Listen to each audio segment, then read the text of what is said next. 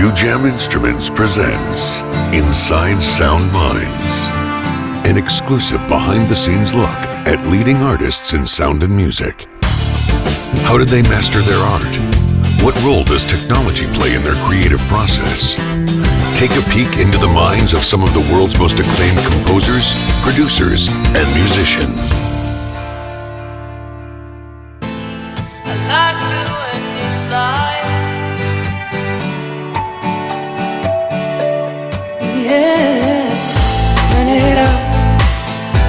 Let it rain in sweet harmony, my body sings along.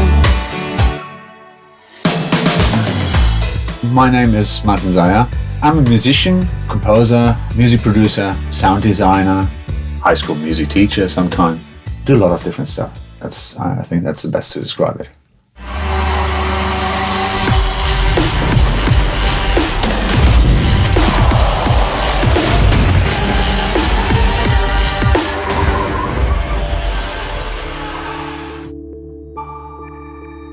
I think my personal musical style originated probably from my background as a pianist. I started very early at the age of 5 to get introduced into classical piano. Later on, my personal aims were more towards jazz, fusion jazz, and more contemporary piano. I always had a love for electronic music. I don't really would say I have a personal unique style. I really love to adapt to different styles that I'm not really acquainted with. The main fascination for me about electronic music was in early ages, when I was a young teenager, was that simply as a pianist it was really difficult to do something with your instrument apart from playing on your own at home. Mostly because everyone else wanted to play in a rock band, and definitely as a classical pianist with 12 to 13 years old, you suck at in a rock band.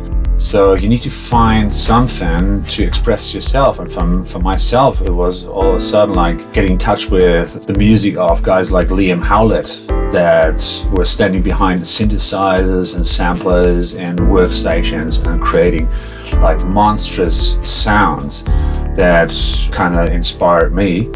So my first aims were basically to copy that, to get an idea what are they using and how do they create this kind of sound. So you always needed to find something like a cheap solution that kind of did the job, and all of a sudden you're experimenting with sounds. And well, back then we also had no internet, so that means no information, so you all had to find it out yourself. Creating different sounds with low quality gear, or with synthesizers or keyboards even that actually didn't have the respective sounds I was looking for, was kind of sparking up your creativity. Then I started experimenting a lot with all those guitar pedals, using delays and distortions and reverbs from guitar pedals to just create a simple sound, to beef up a keyboard lead sound from a cheap low brand keyboard, and later on sussing out what can you do with that, and how can you create a certain type of bass sound with it. So that was basically always the interesting part, to get a little bit more experimental with it, and at the same time to work hands-on with it, because it was not about finding the right plugin. I had a computer very late, at the age of 25, I reckon. That was my first computer. So before that, I basically recorded with tape decks and DAT recorders and simple synthesizers and simple keyboards and effect machines.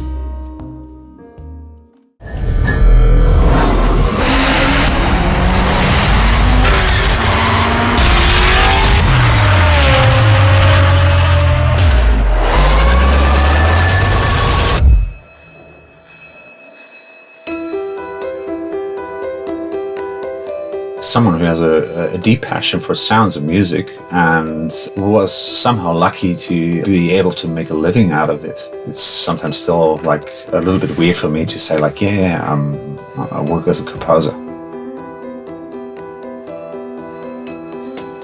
I think the classical as well as the more alternative musical training, they both have a very important influence.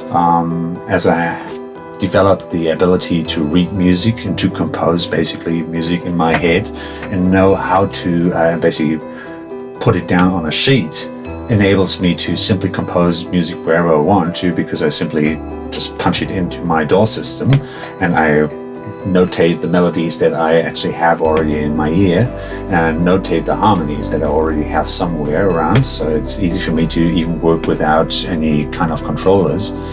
On the other side, like the more alternative approach of improvising, working with things that are not so conservative, like definitely determine like how my sound later sounds.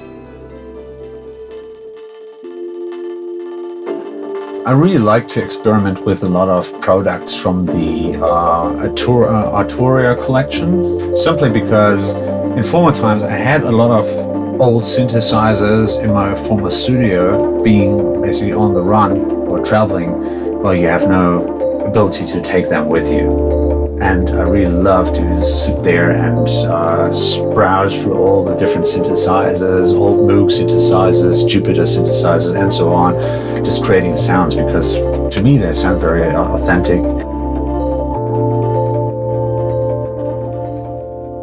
With the tutorials, like as I have a teaching background, it gives me like an opportunity to follow my passion as a teacher still, but also combine it like with my passion for composing and producing music.